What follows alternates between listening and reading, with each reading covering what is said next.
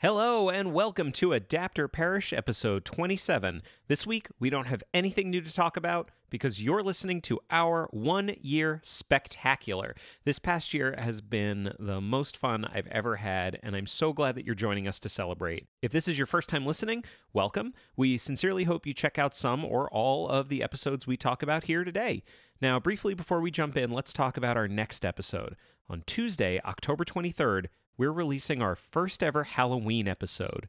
We're celebrating the season with a look back at Mary Shelley's Frankenstein or the modern Prometheus. We watched the classic Karloff. We watched the classic Peter Cushing. We watched the classic Robert De Niro and a few other surprises. We can't wait for you to hear this very spooky episode. If you have any comments, questions, or corrections that you'd like to hear on the show, remember to email adapterparishcast@gmail.com or tweet at us using the AdaptCast hashtag. And with that, on with the show. Adapter Parish's 1 year spectacular.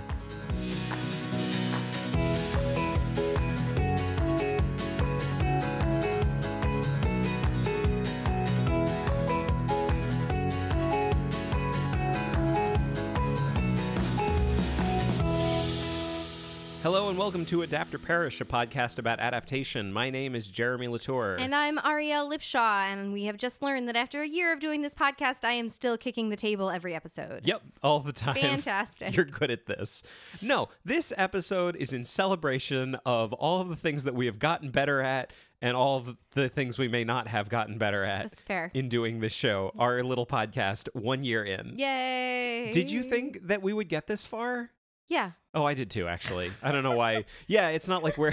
I never thought we'd do 26 things throughout the course of a year. I didn't think about it before I said it, but as I say it, this is a celebration of a minor achievement. That's not... It's an achievement. It's a major achievement emotionally for us. That's fair. But it's not like we had to give up our lives to do this. Let me put it this way. I never thought that anybody would listen to it. And I think we found that that was unfounded. We hope. So I want to talk about how this episode is going to work. Yes. Because this is not, we didn't look at anything in particular this week. This is going to be a special episode. This is a retrospective of the last year. Yes. And we're going to do a couple of different things. I mean, first thing, we want to talk to everyone kind of about where the show came from and how we started doing it and what the last year has been for us. Mm-hmm. We want to talk about some of the things we've learned over the course of the year. Yep. But then we also thought it would be good to look back. Yeah, and we have some... We won't spoil it now, but we have some fun stuff planned. But let's talk about how it all got started. Yeah. So, from your perspective, when did the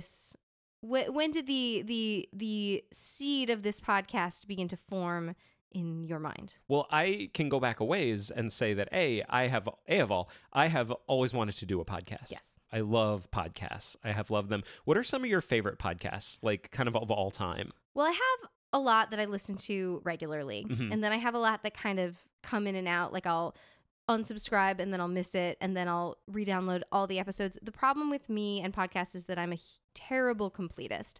So if I miss an episode, like it's just like game over. And if I start a new podcast, I have to start from the beginning. I had to like wean myself off of that way of doing things when I got into podcasts. But the funny thing is that, and this was true like even before we started doing this show, honestly, some of my favorite podcasts are couples. And I don't know why that is. And I would say the podcast, like I've always listened to podcasts. I've always loved podcasts. But the podcast that really got me into like podcasts was Sawbones, which is kind of funny because I feel like of the McElroy family of products, like it's great and it's wonderful, but it's not like the one you think of first, probably. So do you want to tell everyone kind of, there may be people listening to this who don't know the McElroys or don't know Sawbones. So if you don't know the McElroys, they are a family of podcasters, 3 brothers and all of their wives, and they all do and their dad. I'm so sorry. How could I forget? Clint? And they do a menagerie of podcasts all together and with each other. But Sawbones is Justin McElroy and Sydney McElroy, who is a doctor, and it is a medical history podcast. So I really like it because basically the format of every episode, and they're not long, they're only about half an hour, is that... I don't understand. Yeah, I know you don't. Wait. How could you possibly do a whole podcast in only half an hour? That's not enough time. Yeah, I know. And she picks some topic from medical history, and she does a bunch of research and is super smart. And he is the dumb guy and asks her questions, and she makes fun of him for not knowing about medical stuff. I'm simplifying this a little bit. It's a very fun podcast. Right. But that's one of my favorites. And then one of our favorites that we kind of discovered together, and I'm literally sitting here wearing their t-shirt right now, is Buffering the Vampire Slayer. Right. Which is an episode by episode rewatch of Buffy the Vampire Slayer. Which is my favorite TV show of all time. Yes. And which you made me watch. Yeah, I would say if we're like breaking down, like, I'm about to draw a distinction between like my favorite podcasts and the ones that were maybe most inspirational for this show. Sure. Buffering the Vampire Slayer is probably one of the most inspirational for this show. Yeah. Because it is, well, at least it started as a married couple doing a show together about a thing they were passionate about. Right. And it's just a thing that they can do together. Yeah.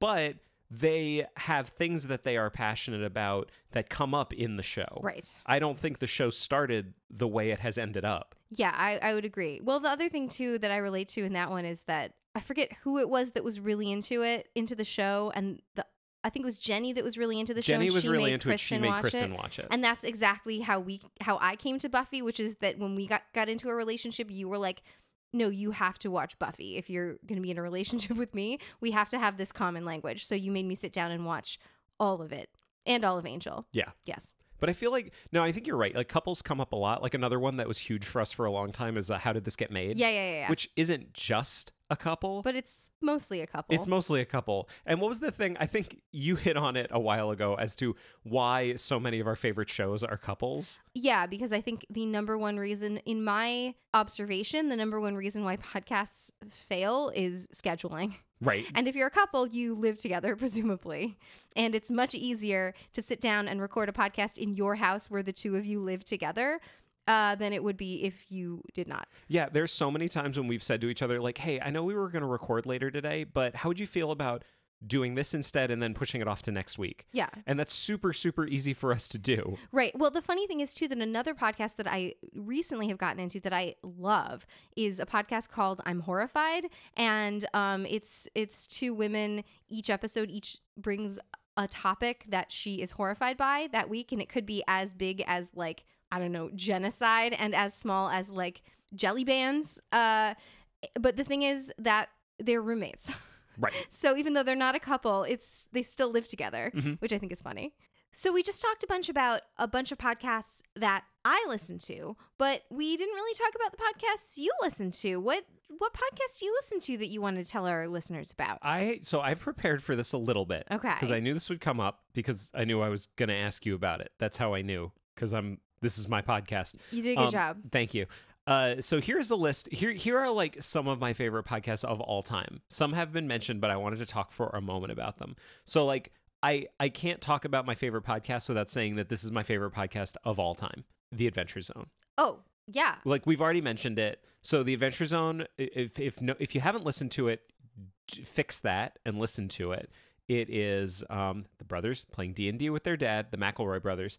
Basically, the first story arc of the show is maybe one of the best pieces of fiction I have ever experienced in my entire life. Which they did over like 2 to 3 years. Right. Like it was a long form storytelling. Exactly. It's amazing. The Adventure Zone is my favorite podcast of all time. I will say that that's probably not an unpopular opinion. I definitely listened to the last episode of that story arc in my car, just like fully sobbing. Oh, I cried. Yeah. I 100% cried. Yeah. I loved it so much. Here's some of my other favorite ones. Like some are more recent, some are older. Some I haven't listened to in a really, really long time, but they were like some of the first podcasts I got into. Like, okay, so Serial is also one of the best podcasts I've ever heard. I feel like it bears repeating how good it is. I love Serial. It's wonderful. So like there's two shows. There's Serial and 99% Invisible that are like two of my favorite podcasts ever that are like very produced. Very, very produced, that are not our format. Right. But I think they're incredible. I think they're the opposite of our format. I think there are two kinds of podcasts. I mean, there's the idea that a rising tide lifts all boats. Uh-huh. I feel like those are podcasts that cause the tide to rise and make it so that other podcasts are more popular. Like it brings podcasts into the national dialogue. Something you hear people say is, I really liked Serial, but it's over. What other podcast should I listen to? I feel like I've heard people say that multiple times. Exactly. So those are some of my favorites. Some older ones. Now, these are two podcasts that have been around forever, like since the very, very beginning. And that is the Nerdist podcast, which is now we find out problematic, but it is one of those shows that has like 900 episodes. And there was a period a number of years ago where I listened to it all the time, even with the problems that I had with it at the time, as far as the quality of the interviews. It was a show that got people that I was interested in hearing. Yes. And the other one was Smodcast. I don't know what that is. Smodcast is the podcast that Kevin Smith had with his producing partner, Scott Mosier. I see. So it was Smodcast because it was Smith and Mosier. Got it. Not a podcast, but it's like one of the first podcasts. And that was basically, I was listening to it in the time period when I was a completist, and I needed to save every episode that I listened to. And I started to realize that is untenable because it was crazy how much content they were creating. Yeah. Some of the other ones, we mentioned Buffering the Vampire Slayer is probably the best podcast I think that is being recorded today. Yeah. Except for the Adventure Zone, which you just mentioned. Yeah, that's true. I love the Adventure Zone so much. But just one other one that I wanted to mention, and the reason why I bring this one up on purpose, which is Doug Loves Movies. Okay. I love Doug Loves Movies. So this is Doug Benson's movie podcast. And which we've gone to see live. Yes. I was mentioned in it. I was a shithead in an episode of Doug. I'll try to link to it. He's never been so proud. I'll try to link to that episode. I was a shithead. But it's one of these shows, it exemplifies the thing about podcasts that I love, which is that they can be very community driven and they change over the years. Right. So Doug Loves Movies changed drastically over the years. It's really set up as like a game show, basically, for folks that haven't heard it. And it's, it's all movie trivia, but Doug Benson has actively created new games. And those games have changed over time, and segments have been created, and segments have died because people weren't interested in them. And it's one of those shows that's very rewarding to listen to later in its run, because you know that when he says, because basically every episode, like, he started for a long time by saying like, hey everybody, my name is Doug and I love movies, this is Doug Loves Movies, and then they started turning it into like a call and response thing with the audience. And now every time he records with a live audience, he says, my name is Doug and I love movies, and the audience responds, and this is Doug Loves Movies. It's one of these things where that had to grow organically. And so it was really interesting to listen to it for a really long time. Yeah, totally. Those are some of my favorites of all time. I will say too, like, because you're talking, we have seen a lot of live podcasts. That is something we do a lot because they tend to come to Boston. They always come to the Wilbur Theater. We always go. And I will say, we mentioned this podcast before, How Did This Get Made? The live How Did This Get Made show was one of the best live shows I've ever seen. Like, the fact of it being live actually added to it. Because they got up and they were in the audience and they were talking to people, and it was really interactive. And I feel like we've been to see podcasts before that I kind of left feeling like I could have just listened to that in my car and it would have been the same experience. But that was one where by doing the live show, they actually added to the experience. And I think it's because they actually do that podcast live very frequently. Yeah.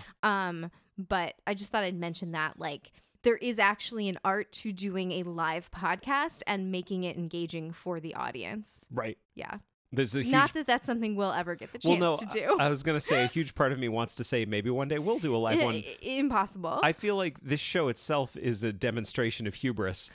That statement is an extreme demonstration of hubris. We if you heard the raw versions of these, we edit so much. Like, if we did a live podcast, half of it would probably just be us fighting. I am so happy you brought it up, because I just want to say I am so proud of the job that I do editing this show. Like, these episodes are fully 20 to 30 minutes longer than the one that actually goes out for everybody's ears. Jeremy will occasionally come to me, and especially if he's edited something that we like recorded a while back and he just like came back to sit down to edit, because we record like a while ahead of time. Usually we try to, and he'll just say like, babe, we fought a lot during that episode. Do you remember? And I'll be like, no. There are episodes, there's like 3 episodes that I can think of where we were fighting so often in the episode, and I guarantee no one can tell. Yeah, because no, they can't tell. I think I do a pretty good job. Yeah. It's maybe my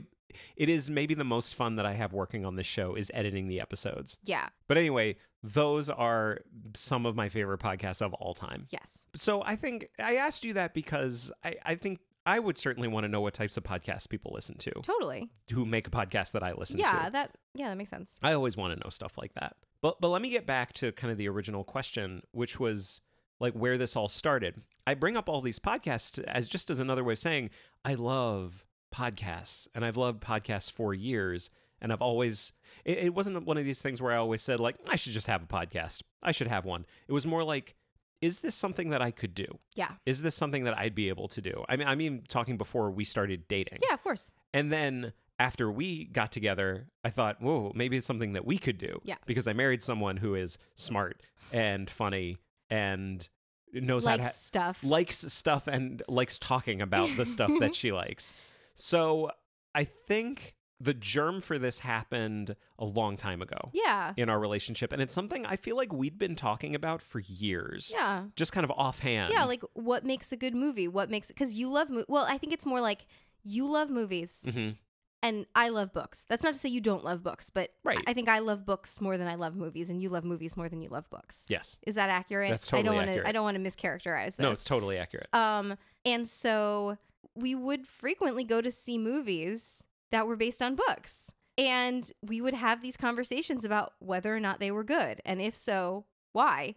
And the thing that became our quadrants is something we started talking about a long time ago, which was this thing that we hit on about it seems like caring about the source material makes a difference. Not to say it makes it always good or always bad, but it seems like it makes a difference. Right. Yeah. But even to go beyond that, it wasn't like the idea of doing a podcast came out of those conversations. No, totally not. We talked about doing a podcast, and then finally we were like, okay, yeah, let's try this. What should it be about? Yeah. And we went through a whole bunch of different ideas. Yeah. And the thing we knew we wanted to do were like, we wanted to come up with an idea that was consistent. Yeah. So every episode wouldn't just be us talking. Yeah. No, I don't even listen to podcasts that are like that. I would never want to do that. There's a lot of them out there. That's not what we wanted our show to be. Yeah. We wanted something that we could have a consistent theme for, something that wouldn't lose our interest. Yeah. And something that wasn't necessarily being done. Yeah. And what we found, like we had a whole bunch of ideas, but this one came up and we looked out and like there are a lot of podcasts that are about like books into movies. A lot of book to movie podcasts. Yeah. But not so many that are about like a comic book that gets turned into a musical. Well, not or a only movie that, getting turned into a video game. Yeah, not only that, but I mean, if you can think of any out there, correct me, but I can't think of any that are doing things like, oh, Pride and Prejudice, yeah, we're going to read the book and watch all 14 versions and tell you which one we like best. Right. What thing we like best from each. I don't know that anybody else is doing that. I haven't seen it that yeah, much. if so, I haven't seen it. Right. I mean, if there is someone out there, Great. we want to awesome, yeah. we want to be your friend. Yeah. Yeah. We like you. We like Yeah. what you're doing. So we decided we were going to do it, but there was never a timeline for it. Yeah. And I can think back to, I don't remember exactly what day it was, but I remember the moment when I would say Adapter Parish was born. Okay, go ahead. It was last year. So it was in a year of our Lord, 2017. And something a lot of people know is that we also got married in 2017. And we just had our 1-year marriage anniversary. We got married in September of 2017, and it was like January or February. Yeah. We'd already been planning the wedding for like 6 months. Yeah. And I basically saw something happening. And what I saw happening was we were getting really stressed about wedding planning. And it seemed that every conversation we were having that wasn't about like work Yeah. was about the wedding. Yes. And both of us like doing things. Both of us like making things. You like having a project. Yeah, like I'd worked on like short films and made like small documentaries. And I had been directing shows. And both of us had basically decided, okay, for the year leading up to the wedding, our project is the wedding. Right. I had specifically said I'm not gonna do a show. I'm not gonna do anything because it's just too much. And so what I said to you is like February or something like that. And I don't know if you remember this. I said, hey, how about we do something this year that's just for us? Yeah. Something that has nothing to do with anybody else. Obviously we might have listeners at some point. Well, yeah. But like, let's do something that we can focus on that doesn't have a strict deadline. That's just a thing we can do so that when we're together and we're talking about something productive, we're not just talking about the wedding. Yeah. And the funny thing is, like, for the first couple months, because we recorded, I think, 6 episodes before we released the first one. So for the first couple months we were doing it, it really was just for us. Like, we had no feedback. We had one listener. Yeah. And he's probably listening to this right now. Oh, I'm sure he is. Yeah. My best friend was our focus group of one. Yeah. Mm-hmm. And he was our beta listener. It was really funny. So for like the first 3 months of the show, he was basically just like, yeah, I've heard all these. I've heard all of them. Yeah. And he was really excited. But then he had to go 3 months without hearing a new episode. Yeah. And then finally, when a new one came out, it was exciting. So we had our little focus group of one. Yeah. And we decided we're not going to invest money in this. Mm-hmm. We're just going to invest time. Right. Let's see if we can do this. Well, because we both already had audio equipment from other Right. stuff, other projects that we had done. Right. We both brought audio equipment to the relationship. Yeah. And there's a whole other side to this without getting super technical, but I'm really proud of what we've done technically in the last year. Oh, our setup is completely different. Yeah. It's so much more comfortable for us. Like, I Yeah. posted a picture on Instagram the other day that was like our old setup with 2 mismatched microphones with like pillows between them to try to isolate the sound. Yeah. And you had really bad back problems, I feel like, for the first few months that we were doing because you had to bend over to talk into the mic. Yeah, and I didn't have as good of a chair. I actually Right. just got this chair. It's been a work in progress, the Yeah. whole setup. And now as we stand here, we actually have a real audio mixer and matching mics and we have actual audio equipment. Yeah, we have like actual, like, what are these things called? The boom arms. Okay. Yeah. Mic stands? Mic stands. Yeah. Like, there are all kinds of different Well, we things. have this thing. That is a mixer. Uh-huh. Yep. And there's lots of plugs. Wires. Oh, and I have headphones. I didn't have headphones for the first. Yeah. There was no way that both of us could listen to what was going on. Only I could hear what was going on. So we've made many, many technical much strides. progress. And I'm very excited to talk about that, but I won't talk about that here. If anyone has any questions about it specifically, I might write up like a blog post Yeah, or I was something going to say, like maybe that. this is going to be your first blog post. Yeah. Or send in a question for the show and I will Sure. get back to you. But I think we've made strides. Yes. So there's a piece of audio. This is the first piece of audio that we ever recorded together.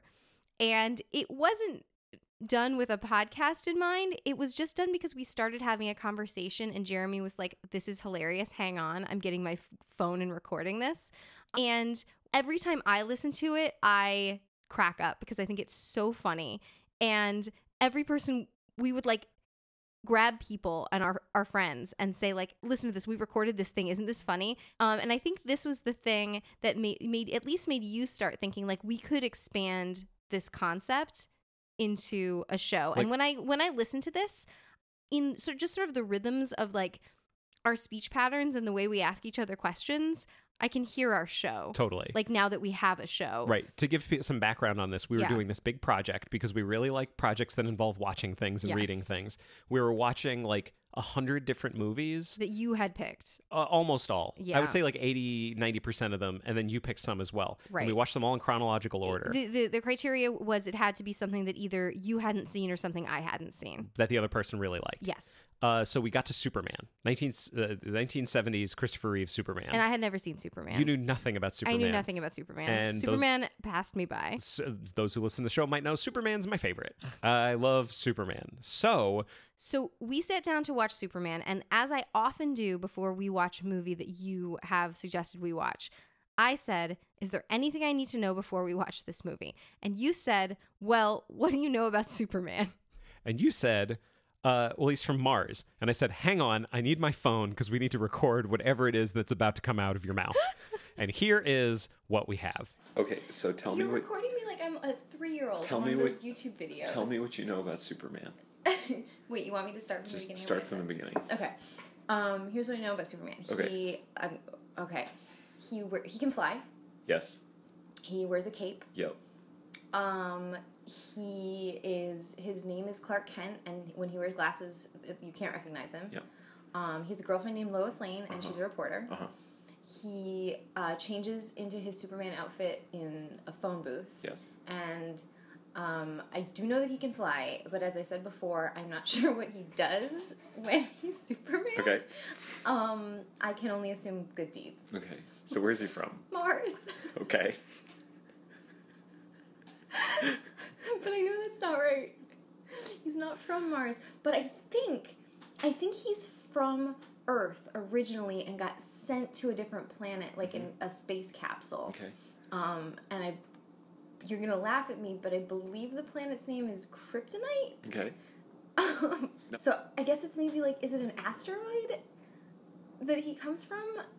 Like, he was sent in like a space capsule, but I think he was born on Earth. Go on. Okay. And his parents are dead, and so now he's back on Earth, and he lives. Uncle Ben is coming into my mind, but I think that's Spider-Man.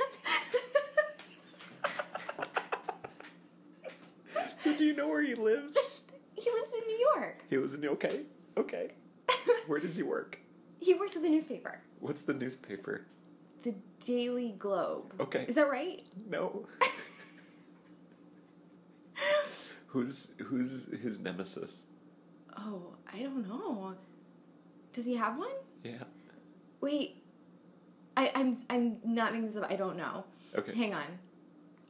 I'm trying to picture, literally, like, the only image that I have of him is, like, flying with his arms out in front of him in a cape. But I don't know what he's going to do when he gets there. That's beautiful. So this is going to be educational.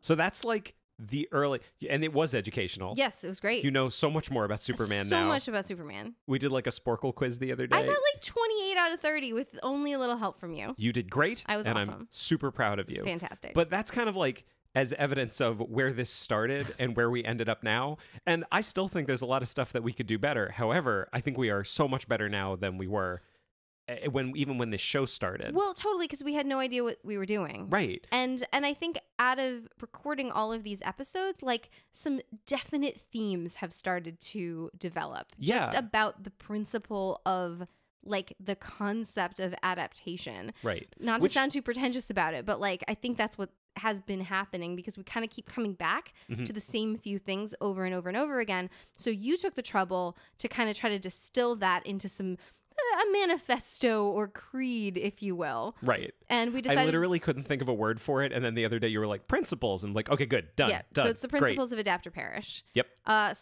And I believe we have 5. We do have 5 of them. So would you like to read those out? I would like to read these. Great. So here we have what I think is a distillation of everything we've done in the last year, of everything we've learned. Yes. And I'm really excited because now we have this. So now going into the future, we can be even more focused. And hopefully when we talk about all the properties that we're going to talk about. Yeah. And talk about the things that are important to us. Totally. And I think the important thing too is, like, none of this is like set in stone. Oh, God, it's no. just more, it's not stuff that we're proclaiming. It's just more stuff that we've noticed. Right. So, like, not every single one of these is always going to be true for everything every time. It's just sort of themes that we continually see as we look at these adaptations. Is that fair? I think that's fair. Cool. All right, go do Here the I first go. one. Here are the adapt or perish principles as they stand. Is the recording of our 1 year spectacular. Number 1, the book is not always better. Sacrilege. This was a big one. Yeah. And I feel like we learned this very, very quick. Oh, yeah. Like literally episode 2. Yeah. Because episode 2 was Jurassic Park. Right. And that was when we kind of introduced something that I'm really proud of Yeah. in this show, because it's come up a few times. And this is something I've said for years. Yeah. Which is, it's not so much about judging. When you're judging an adaptation, it's not so much about judging, like, is the book better than the movie? Is the movie better than the book? Right. That is not really the way to do it. Right. I think. Is it a better movie as a movie? You have to judge it on its own terms. Right. Of what it's trying to be. And so, like, Jurassic Park was a good example where I said to you in the episode, like, okay, where does this movie stand in the annals of American cinema? Yeah. And it's very high. Very, high. very high as far as, like, the type of movie that it is goes. Sure. Everyone knows it. Everybody loves it. How does the book stand in the annals of American literature? Less high. Much less high. Like, it's fine. It's a fun book. But, like, no one talks about Jurassic Park the book as a classic in any stretch. No. But they do talk about the movie being a classic. Right. So in that kind of case, like, the book isn't better than the movie, even though it's better at doing certain things than a movie is. In this case, the movie's better. Yeah. Like, you have a t-shirt that just says the book was better. Yeah, I got it at Target. And I feel like it's a very popular phrase.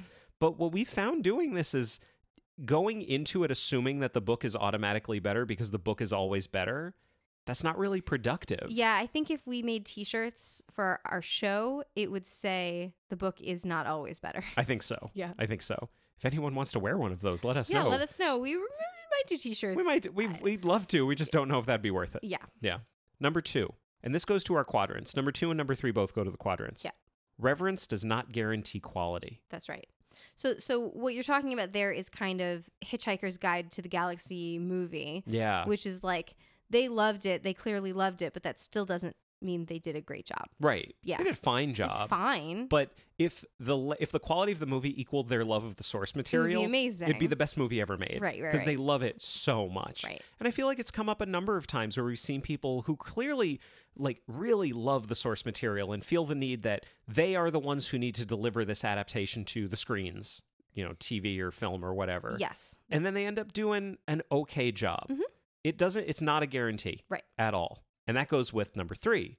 Results mean more than intent. Right. Yeah, those two kind of go together. I'm going to go on record right now. I would rather have an adaptation that's great, that I found out was made by people who don't really care about the source material, Yeah. than the opposite, which is what I just talked about. Well, I think the prime example of this is The Godfather. Sure. Right? Like, they handed Francis Ford Coppola a book and he was like, this is trash. Mhm. This is actual trash. And they were like, I don't care. Do whatever you want with it. And he was like, all right, I'm going to get rid of a bunch of stuff Yep. and just kind of do it. Just chip away and chip away and chip Yeah. away, like Michelangelo chipping away at right. David. And he made, what many would argue is one of the greatest films of all time. Right. Or Steven Spielberg doing Jaws. Yeah. Where it wasn't even chipping away. It was literally, I'm going to throw this book out. Yeah. And I'm just going to make a movie about a shark. Exactly. So yeah, I think that's pretty clear. Yeah. We Yeah. would rather have something good than something that's reverential I hope and that's not not good. Controversial. Like, that seems like it makes sense. I mean, if you've listened to every episode of this podcast, like, I don't think any of these are going to be surprises. No. Yeah. Number 4. This one definitely won't be a surprise. Okay. Representation is an asset. Yes, absolutely. I mean, I think there are tons of examples of adaptations that we've talked about where we talk about the concept of like seeing yourself on the screen or not, Mhm. as the case may be. Right. And it should be no surprise that we always come down on the side of whoever you are, whatever your life is, however you identify, who you are as a person is important. And there should be movies about you and TV, whoever you are. Mhm. We want to see it. And something that I think about a lot, is we A lot. is that we have like a giant backlog, we have a giant spreadsheet with not only every episode that we've done to keep track of, but everything that like we have ideas to do in the future or might do in the future. Just like if we have an idea, we'll throw it on the list. Yeah. It doesn't mean we'll do it. It's just a giant list. And when I look at the list, especially of the ones that we have done for the podcast, I'm actually embarrassed because the number of authors on there who are white is like 99%. Yeah. And like that's someone who is actively trying to find adaptations of works by authors of color. And I think we do a good job on representation gender-wise. I think we do a good job of representation sexuality-wise, or at least we try. We're Right. getting better. We try.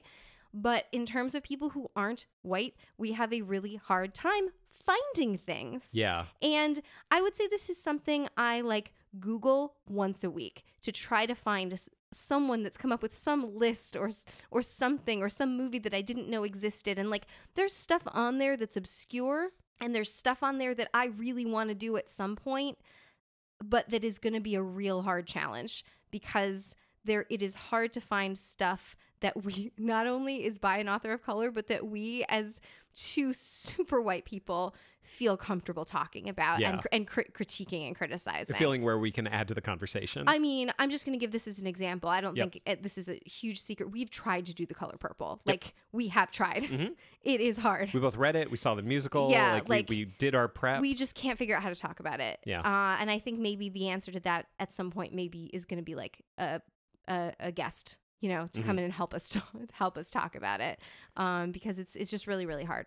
And it is something, if you are looking at our back catalog and going, wow, these people, like, this is white, this is real white, like, we agree with you, like, we are trying. Yeah. We are not succeeding as of yet, but we are trying. Yeah. And I think there's a whole other side to this one too, because you're talking about representation of the creators. Yes. Which I think is half of it. Yeah. And then the other half is representation within, let's say, casting. Totally. Yeah. And that was what I kind of mentioned at the beginning. Right. And this is the big one for me, because something that comes up multiple times, we just did recently our Wrinkle in Time episode. So we talked about the 2018 Wrinkle in Time. Totally. Where the lead character is changed. I mean, in the book, she's never explicitly white, but like it's understood that she is white. She's white. And in the movie, she is an actress of color. Right. And we loved it. We love that. We loved it.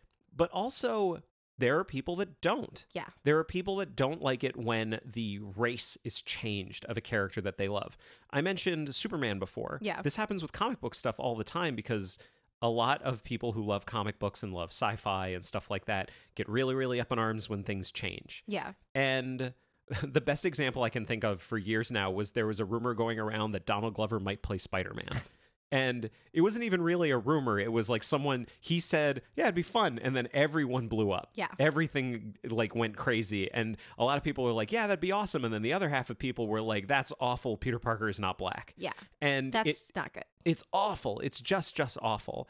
I can say this. I am firmly on the other side of the coin. Sure. On this one.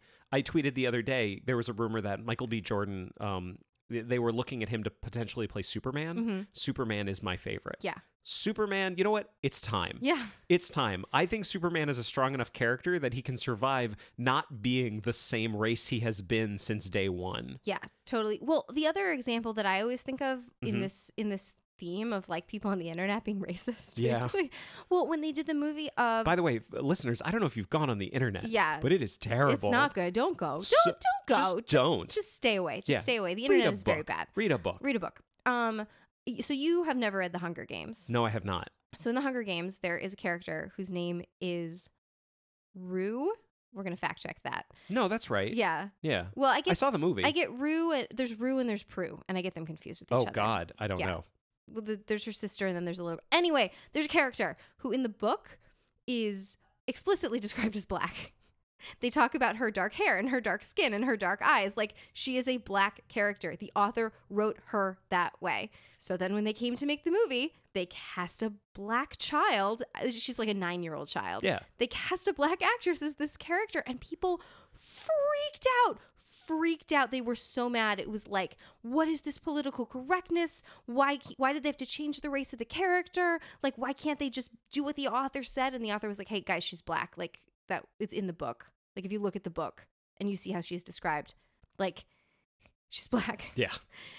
And that's what I always think of because it's so upsetting. Like, not only can people not bear to see the race of a character changed, they can't even bear to see the race of a character as that character was written because they can't get away from how they were picturing them in their head. Totally. It's very upsetting. Yeah. The last thing I'll say about it is, you talk about like the internet was talking about like, oh, these political correct people. I've brought this term up on the show a couple of times, and I've always felt a little weird about it. One time I brought it up, and I felt like people wouldn't understand that I was joking. Yeah. But I talked about being like a crazy social justice warrior. Yeah. Crazy SJW. I want to just go on the record here as saying how I feel about social justice warriors. Yes. Here's how I feel about them. Okay. I don't think they exist. I think the concept of a social justice warrior is created by people who want to have an excuse to continue being shitty to other people. Yeah, that's fair. And so for them to say, like, you're telling me that I can't continue to be shitty to these people, I'm going to say that you're just part of a group of bad people who just want to tell me what to do, and I'm going to label you as a social justice warrior. Yeah. So I guess everyone who's ever been labeled an SJW, if all you've ever wanted was for people to just kind of stop being shitty to other people, I guess you're a social justice warrior.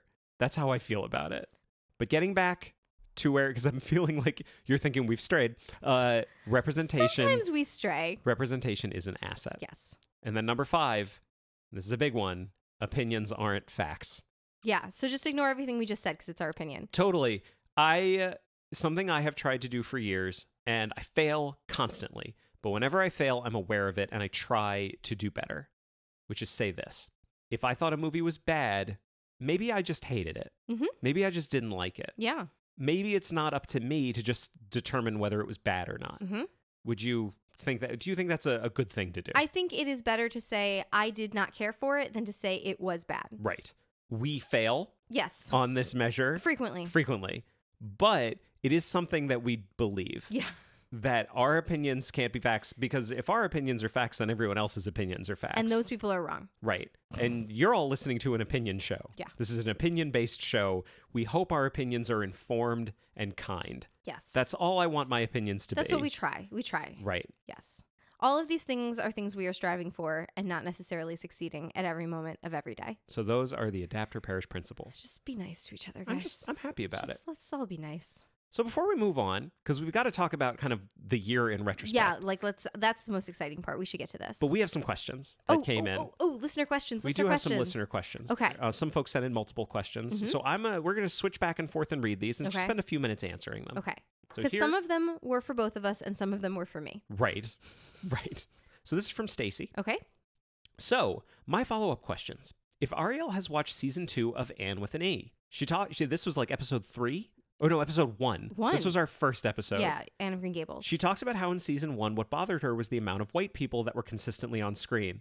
Okay, so apparently we do talk about this a lot. She had maintained From episode 1. She maintained that she wasn't sure that if that was how Canada actually was during that time, and she might want to do some research on that. I was wondering 2 things. 1, if that research was done. 2, now that season 2 is out and we've seen some new people and places and a wonderful new character who happens to not be white, if she still feels the same way about it. Would you like to talk about this? Yes, this is a wonderful question. Yep. Okay, so there were 2 questions in there. I like how she said, has this research been done rather than did you do the research? Yep. Because the answer is yes, the research has been done, not by me. Right. After our first episode came out, we got an email from our good friend, Hannah, who is a librarian who lives in Maine. Yep. And Hannah had actually done a bunch of research. Yeah. For our benefit. I feel like we never thanked her thoroughly for doing this. And the answer is yes, there were tons of people on Prince Edward Island in the late 19th and early 20th century who were not white. They were there before the white people because they were the First Nations people. Yeah. So yes, it is inaccurate that there are not people who are not white on Prince Edward Island. Now, there was a second question, too. There's a second question. Regarding season 2. So we have not yet watched season 2.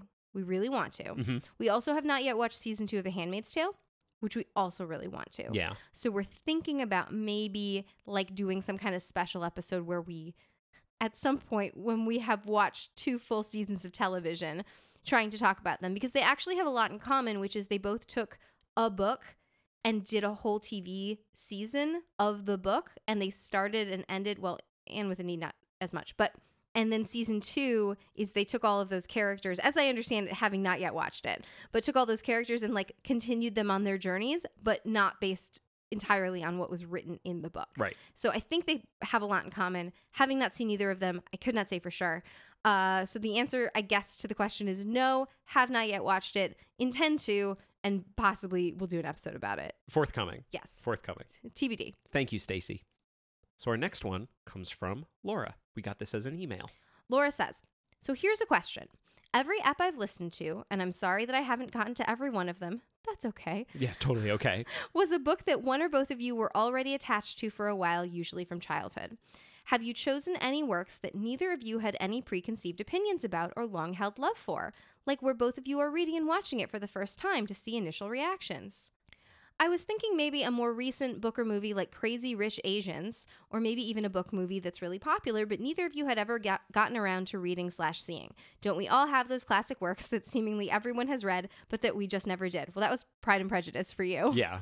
So that's question 1. And then she says, another random fun question. If you had to pick one, what was the biggest adaptation disappointment you've experienced? It could go in either direction, like the obvious bad movie version of a book, or the rarer but still possible movie that you loved but then read the book and didn't like it at all. Okay. I feel like I can answer those. Yeah.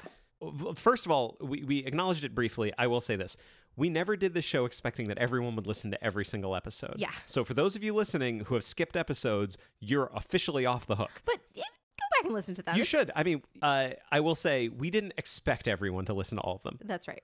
But there is one episode that I would really recommend that you listen to, Laura, which is our Dial M for Murder episode, where we specifically address your question. Yes. Because we realized that we had been doing exactly what you've been saying, which is only picking things that we really cared about. And we realized we would run out of things that we really care We about. were coming up on a limit. So we decided, okay, let's do a thing that just exists and we can talk about it. And so we picked Alfred Hitchcock's Dial M for Murder and then the 1990s remake, A Perfect Murder. Which neither of us had any relationship with. I'd never seen either of them, and neither of us had a relationship with either of them.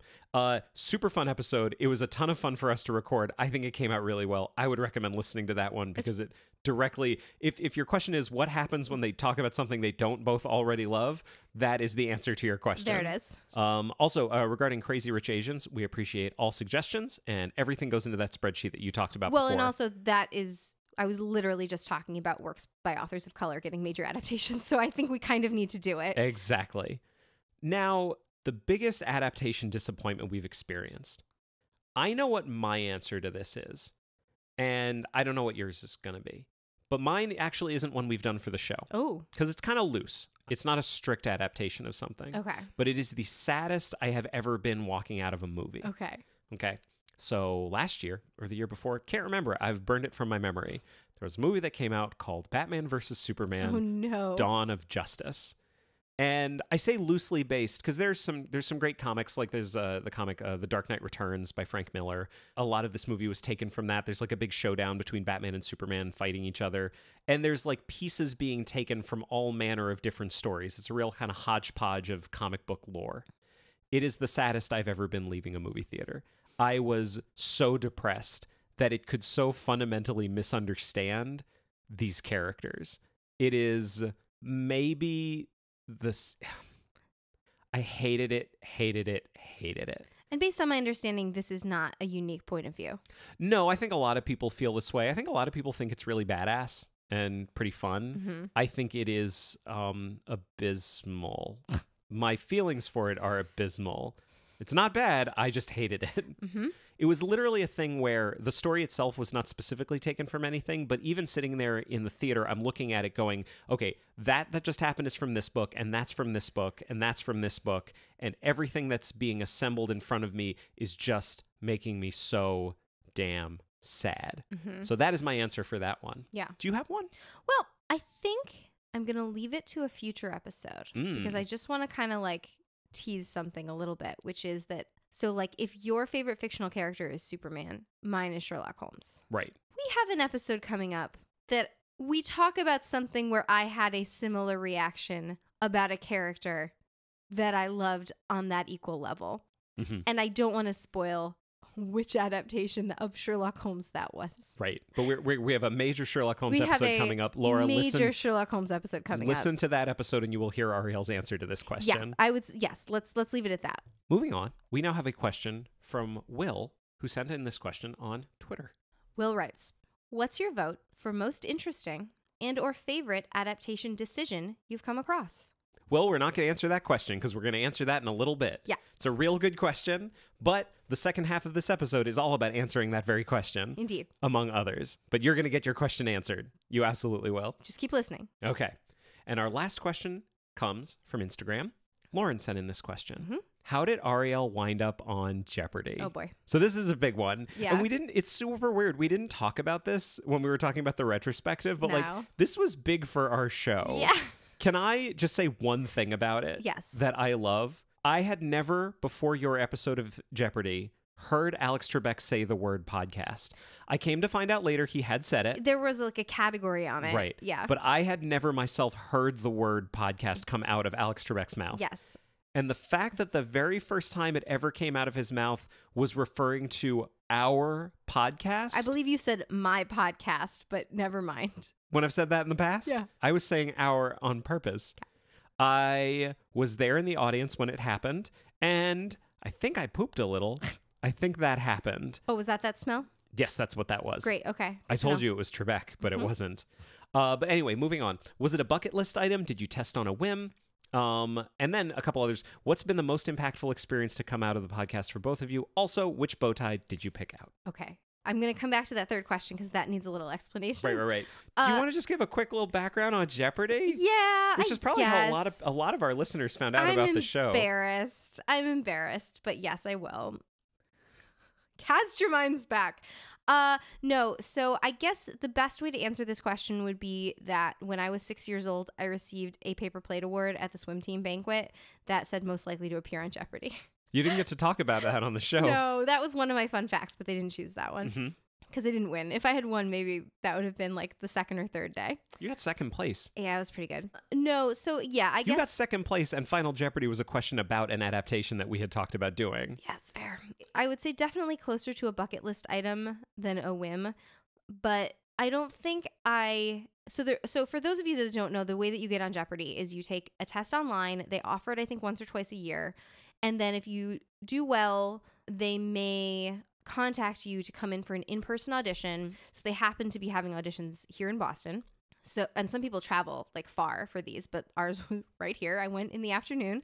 And you come into a room with 30 people, and they give you a written test, and then you stand up and you play like a mock game, and you talk about yourself a little bit. They do like kind of a little bit of a screen test. And then if they like you, sometime in the next like year to 18 months, they may call you. Yeah, that was the crazy thing. Like you came home and you said, they said sometime within the next 18 months, if they want me, they'll call me. Yep. And then it was like 2 weeks later. Literally 2 weeks later. Yeah. Yeah. And I like yelled at the guy because I was driving home from work and I thought it was a spam caller. And that was what, October?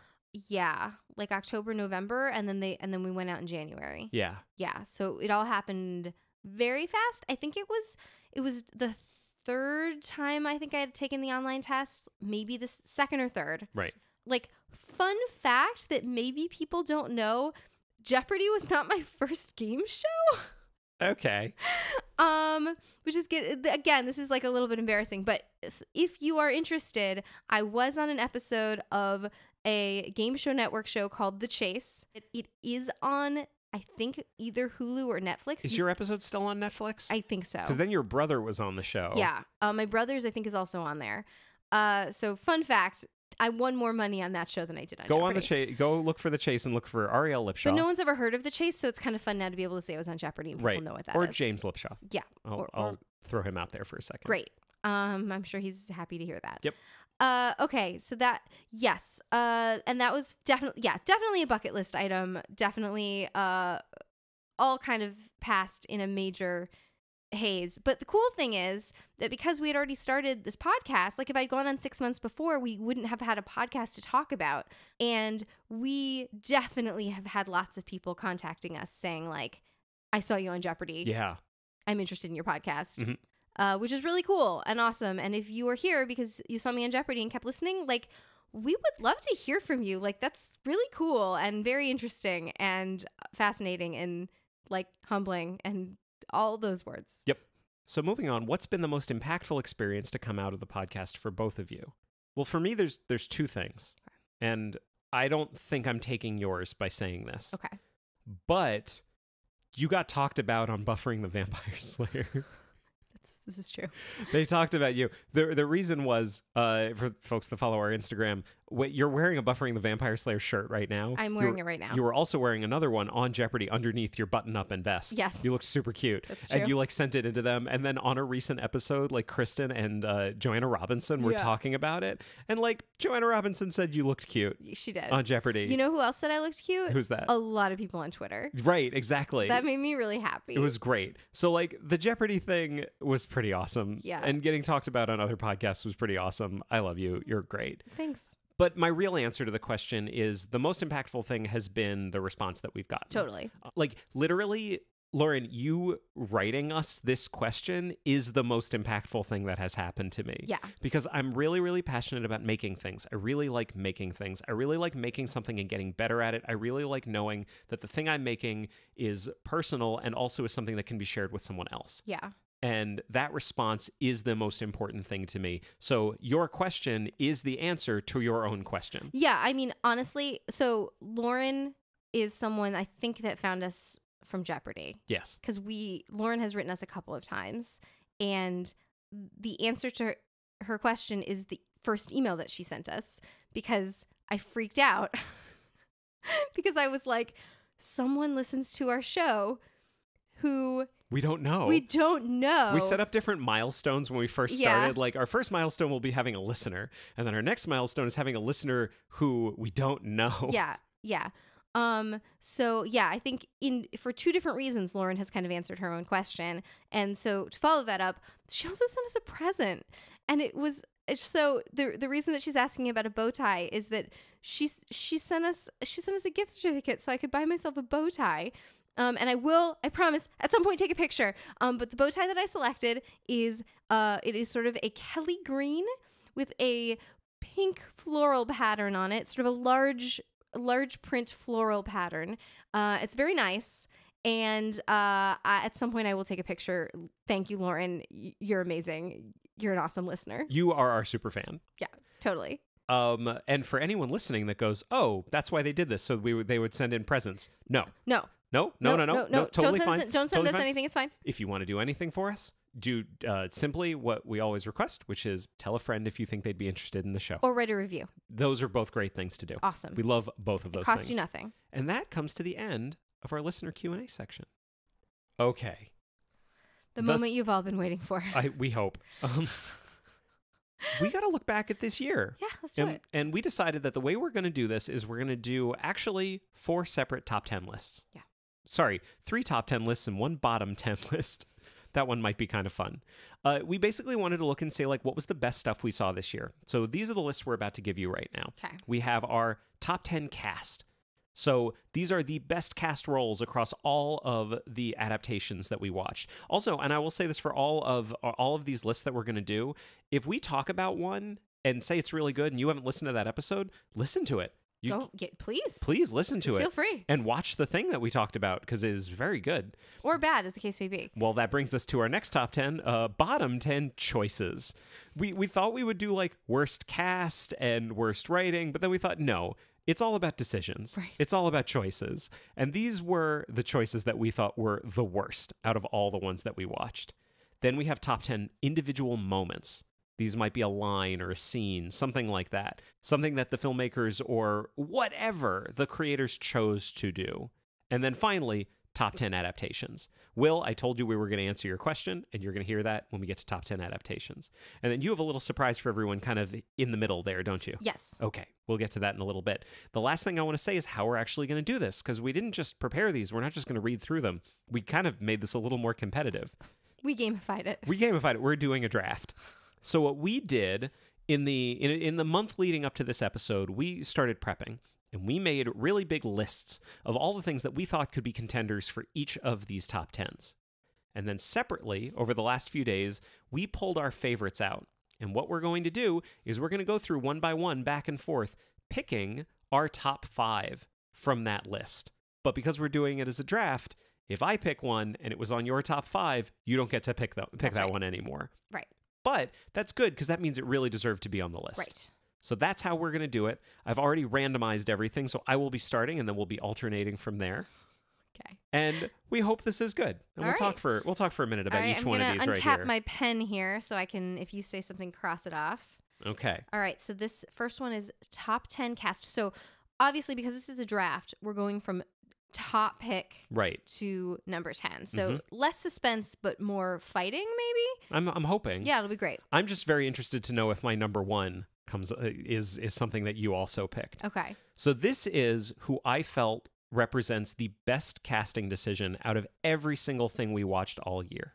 Now, we did an episode about Sir Arthur Conan Doyle's The Hound of the Baskervilles, starring Sherlock Holmes. And there is a Sherlock Holmes he was Sherlock Holmes for several years, and we got to actually witness his performance in his version of Hound of the Baskervilles.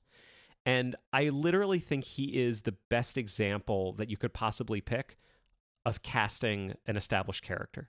And that is Jeremy Brett as Sherlock Holmes. And I see you're already crossing one off your list that you don't get to pick. You can't help it if your favorite is also the best one. That's fine. I want to say this about Jeremy Brett. And I picked all of my top ones, not just top 5, but my top ones, because they represent different things about what casting can do. Yeah.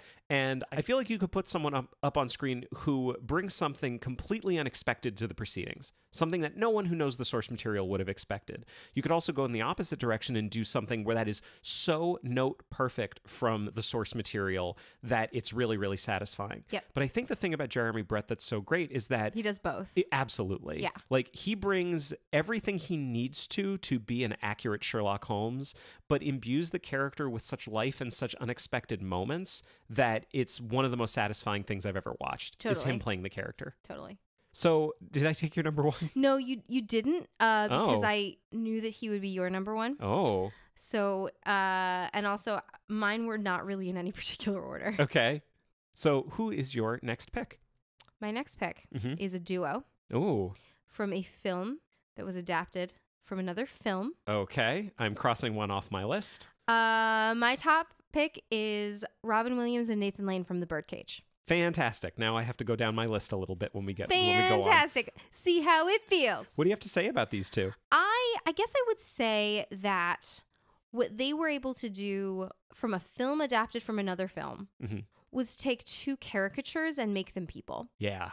I think that is almost harder than taking like a fully fleshed out character and depicting it, because what you're doing is saying like, okay, I'm seeing these caricatures of this behavior, but where is this coming from? And I'm gonna make this person who we only know from behaviors, I'm gonna give them an inner life. Yeah. And I think both of these actors together really succeeded in making something. Even though the film, like when we watched it, like it's one of those films that like you can watch it and say like, there is some stuff in here that is problematic that we now know in 2018, but it doesn't stop us from both. Like, I mean, this is one of our favorite films, both of us. Mhm. And I think it's really because of the depth of humanity that these actors brought to these two roles. These are just iconic roles for them. I agree. And so I guess for our number 2, Robin Williams and Nathan Lane, The Birdcage. Here is my next one, number 3 on our list. I said before, some people can portray something so book accurate as to be astounding. Mhm. And in the episode in which we talked about this person, I said that it was probably the best piece of casting I have ever seen in my entire life, if what you're looking at is how much they can just bring to life the person in the book. Yep. And that has to be Colin Firth as Mr. Darcy in Pride and Prejudice. Did I take another one from your list? No. Really? No. Ooh, okay. I was trying to go farther afield. I'm going to give him credit where it's due. It is one of the best performances I've ever seen in anything. Awesome. Because Mr. Darcy he does not start out as a character that you like. Mhm. He becomes a character that you like as you get to know more about him, as you overcome your prejudices. But I think it would be really hard for an actor to do that. And I think the choice that they made was do what's in the book. Trust the source material. Do exactly what's there and it will work. And it did, and he's incredible. Who's number 4 on our list? Number 4 on our list is another group nomination. Okay, I'm crossing another one off my list right now. You don't even know what I'm going to say. Sure I do. Go on. And the reason that we found this group of actors refreshing is because I think this was our first episode where we watched a bunch of stuff. I didn't know what you were going to say. I'm not crossing one off my list. Go on. A bunch of stuff with which we found fault. Right. And to see the loving way that these actors were cast in a way that both reflected the original source material and also allowed them to relate naturally to each other was really wonderful. Mm-hmm. And so for that reason, I nominate all the daughters from the 1994 film Little Women. Oh, not just nominate, appoint. I appoint. Yes, they are on the list. They are on the list. They're really good. Yes. I agree with everything you just said. Trini Alvarado, Winona Ryder, Claire Danes, Kirsten Dunst. Oh, and Samantha Mathis. There it is. There it is. Which was one of the things we liked about it. Yes. If you've listened to our Little Women episode, you know why. I mean, casting actors that are the age of the characters Very roughly it does amazing things. Moving on. What is your next pick? So this is number 5 on our list of 10. Mm-hmm. This was one, again, we agreed to everything that would go on our nominees list. Yeah. And this is one that I almost said we shouldn't put on there because if we did, we'd have to pick them. And so I did. Great. Have to pick them. The entire cast of The Princess Bride. Like, we're talking about individual actors or duos, but I would say of any movie I've ever seen, I've never seen a movie that was so perfectly cast across every single performer as The Princess Bride. Yep. It's I perfect. can't disagree. Everyone's unexpected. Everyone's interesting. It's just beautiful how much care they took in casting the best people for each role, even though if it were left up to someone, we talked about this in the episode, if it were left up to someone at the time, to a producer who wasn't interested in doing something interesting, we can imagine the kind of cast we would have gotten for that. Yeah. And it wouldn't have looked anything like this cast. Yeah. And I will say the only reason it was not on my list is I knew it was going to be on yours. There it is. So there it is. Moving on. What's number 6 on our top 10? Number 6 on our top 10, it's a casting choice that I think got closer, both sort of physically and spiritually, to the way that I had always pictured this character in my head than anyone I had seen before play this character. And I think injected a lot of realism into what could easily have been a very, like, I guess I'll say Pollyanna-ish character. Sure. And my choice is Amy Beth McNulty, Anne with an E. That's a really good one. Because we'd looked at an older Anne of Green Gables. And we liked it. Yeah, we liked it. We liked it, but we found that the character was a beautiful young woman. Yeah. And it really took away from the way that this character was written as sort of an awkward teenager. Right. Yeah. And you have an awkward teenager who is willing to play the part Yeah. and be great in it. Yeah, she's great. She is what the character is. Totally. She's great. Listen to our episode if you want to hear us talk about it more. She's great. Anne with an E is great. Moving along. Number 7? Yes. Okay, go for it. This was one that I wrestled with a little bit because it is a very, very minor role, but I chose it for what it represents. We talked about The Hitchhiker's Guide to the Galaxy. In The Hitchhiker's Guide to the Galaxy, one of the characters is the book, The Hitchhiker's Guide to the Galaxy. Now, there is one person who I think is the best choice to play this role. And it's beautiful because the person who happens to be the best choice to play the role also happened to be super, super close with Douglas Adams, who wrote the source material. Yes. And that's Stephen Fry. There it is. And I have my problems with that movie. Listen to the episode, you'll find out what my problems are. But that's one thing that I think it got right in a way that I've rarely seen an adaptation get casting right. It was the right decision for every reason you can possibly think of. It's the only part of the movie that I look back on and go, that's perfect. Don't change any of it. Yeah. None of it. I think he's incredible in it. That's awesome. On this show, we love Stephen Fry. Me too. Number 8. Yeah. My pick for number 8 is also a minor role in the sense of, in a sort of ensemble cast, a minor role. And the reason that I chose this person is because I found it so amazing that in the era that this movie was made, this would be a name that, of course, would be top of mind for the part. And it really amazes me that not only did this person accept the role and play the role, but did it so compellingly that they really stole the show from some very flashy performances, because this person is a legendary actor.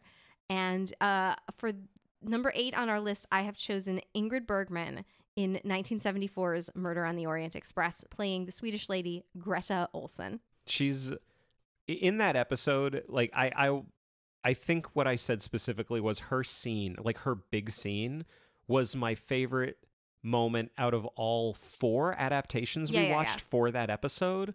It's incredible. Yeah. She's amazing. I agree wholeheartedly. Thank you. You didn't take anyone off my list, but she's really, really good. That's fine. Number 9. I had to move down one. And I'm actually really excited that I had to move down one because this was someone that I wrestled with. Okay. And I'm really excited that Elizabeth Moss gets to be on our top 10. Oh, that's nice. As June from The Handmaid's Tale. I've said this to you before. Elizabeth Moss is one of those actors that I find really interesting because I firmly believe she says to her agent, just know, like, I'll bring me anything as long as it will be one of the best TV shows ever made. I will only ever be in one of the best TV shows ever made. I will only be in The West Wing, Mad Men, or The Handmaid's Tale. That's it. Right. And only The West Wing, like, often when Aaron Sorkin is writing it. Not as much after. She brought the character. I loved the book. I'd never read the book before we listened to that. Before we did that episode.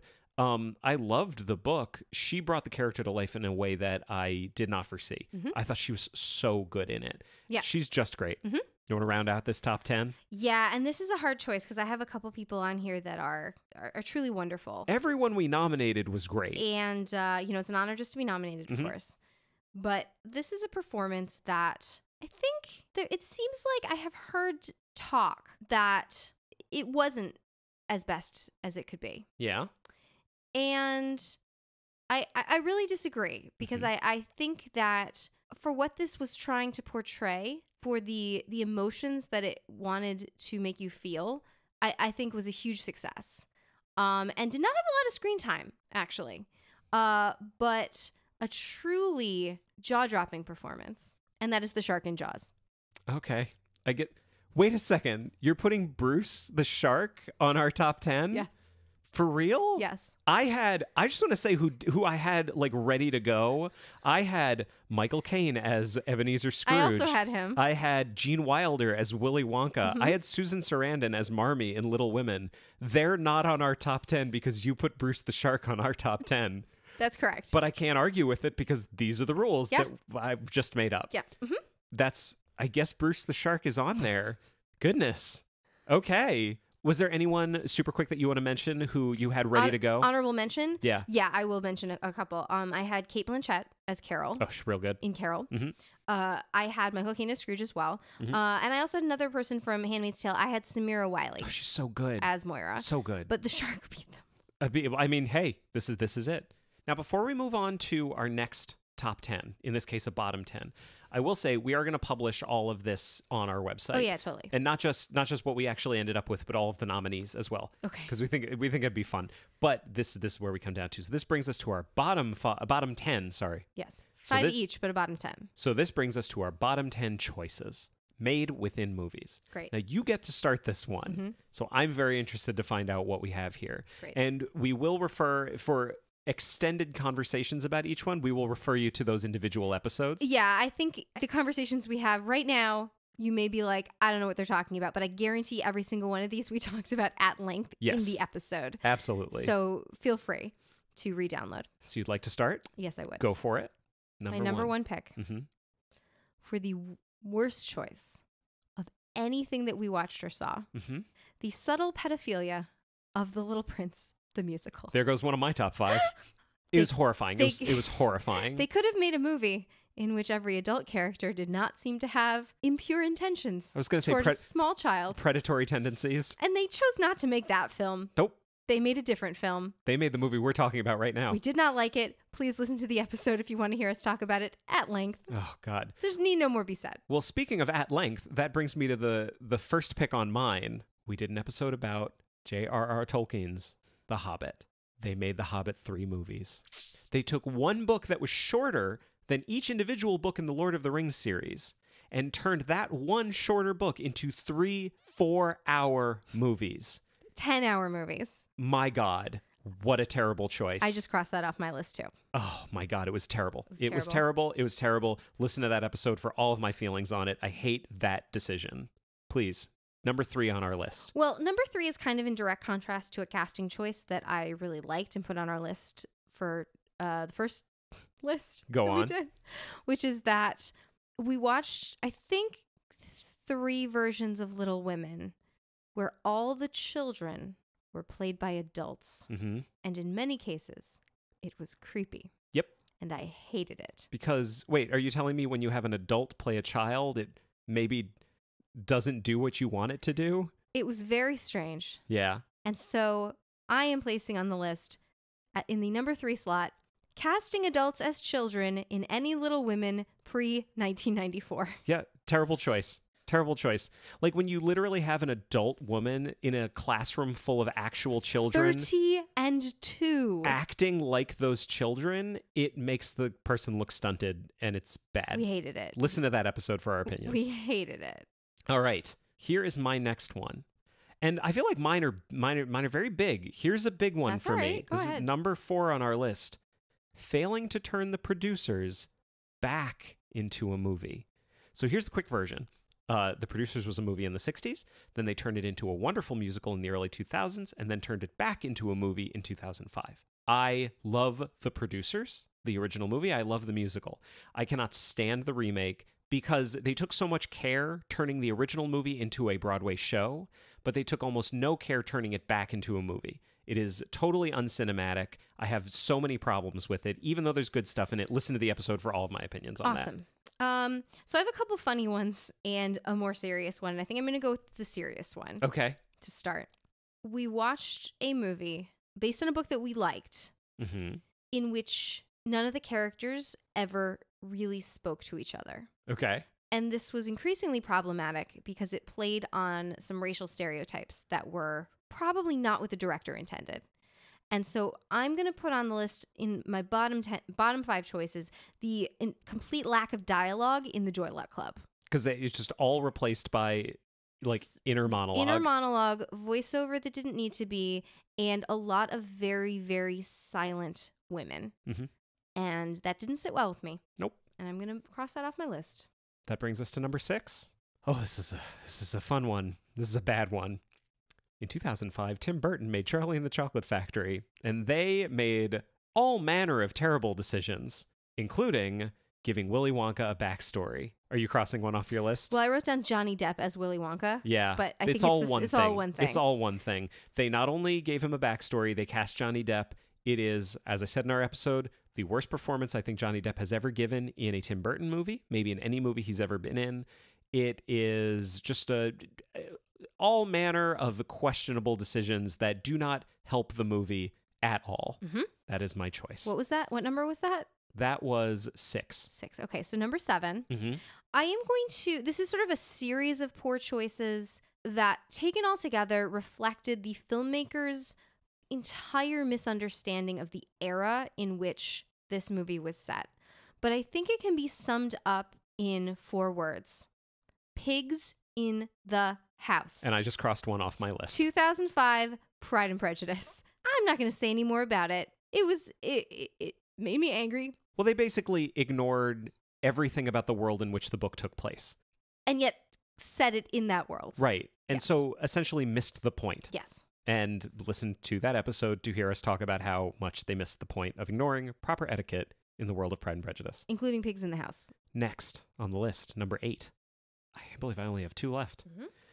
I was shocked that this movie ended up on here twice, but I'm bringing The Hobbit back because not only did they turn it into 3 movies, they also just shoehorned in a love story that not only didn't need to be there, but is very weird and I think dumb. And that is the dwarf boyfriend and elf girlfriend subplot of the Hobbit trilogy. There it is. I can't stand it. It has no reason to be there. It doesn't help anything, and it just makes everyone look bad. I don't like it. Awesome. Well, this final choice for me, I think beats out the other ones on my list, basically by virtue of the length of time that it stuck with me in terms of how much I hated it, and how vividly I remembered it coming back to watching this adaptation. And that is the blue dress in the 1985 Anne of Green Gables miniseries. Again, you're ending with a weird one, but I applaud it. The point of the dress is that it's supposed to be the first pretty dress she's ever had. And she's so happy. And it's supposed to be brown. And they gave her the ugliest blue dress that any human being has ever had on their body. So hideous. Very 80s puffed sleeves, not 1910s puffed sleeves. And I hate it. It's ugly. She looks bad in it, and it's dumb, and I'm crossing it off. That's on the list. Okay. And that brings us to number 10. I'm going to go back to Sherlock Holmes for a moment. I think this is an egregious one. Oh. Like, by all accounts, maybe this should be number 1. But when you talk to a lot of people about Sherlock Holmes, they picture someone very intelligent, very with it. And when you tell them to picture Dr. Watson, they picture a buffoon.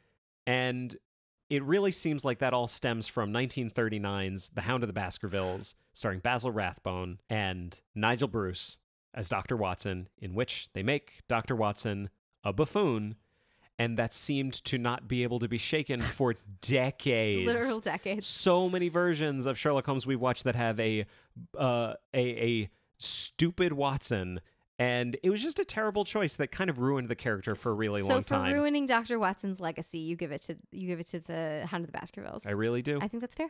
So before we move on, I will say you actually took 3 off my kind of big list. Little Prince, Pride and Prejudice, and casting adults as children in Little Women. There it is. I also had casting Jim Carrey as literally everyone in A Christmas Carol in 2009.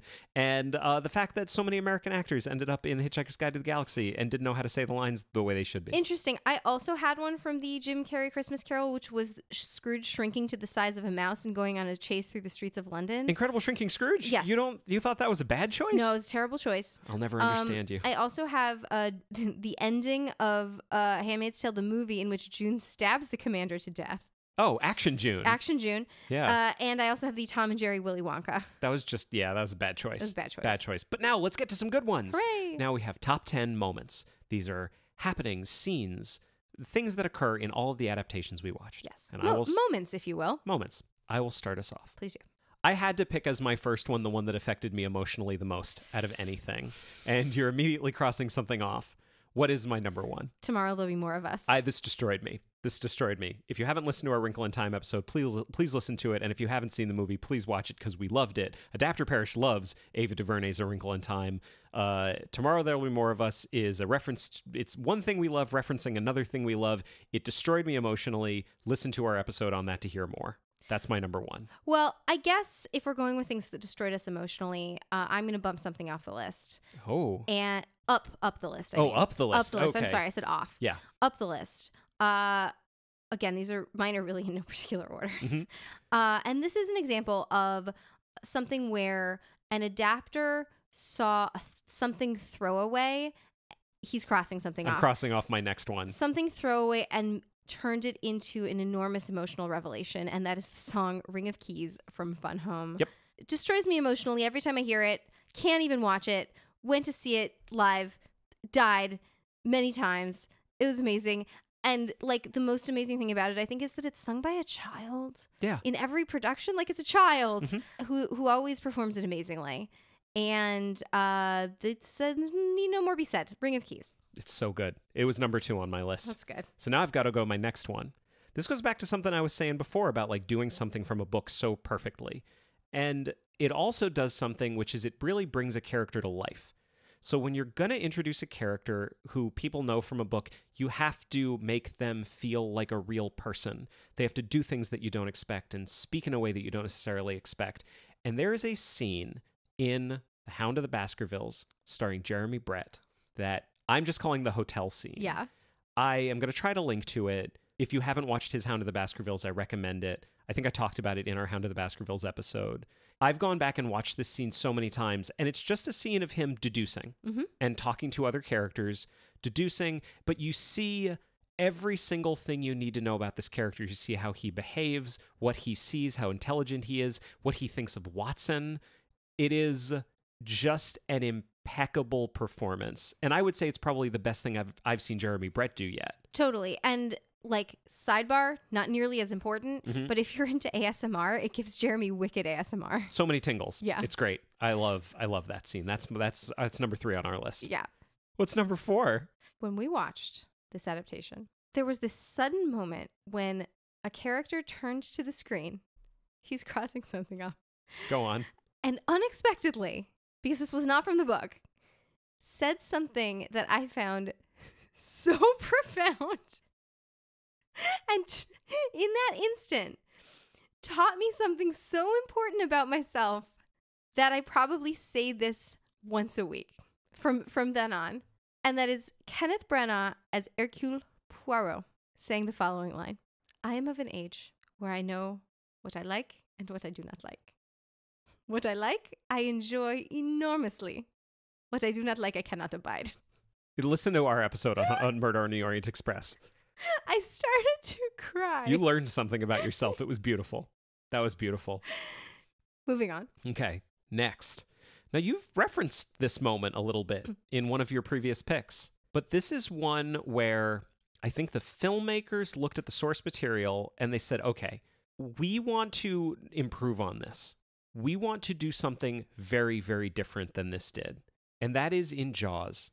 There is a famous moment where Roy Scheider He's chumming, and then suddenly up pops Bruce the shark. And it's like a classic moment in cinema. And it runs so counter to how the shark is treated in the book. And on our list, how did we title this choice on our list? Oh, fuck, this is shark. That is what this is entitled. So for my next choice. Because that was what I screamed. Yep. When we were watching. Yep. That was going to be my next one. Sorry, sweetie. So that is number 5 on our list.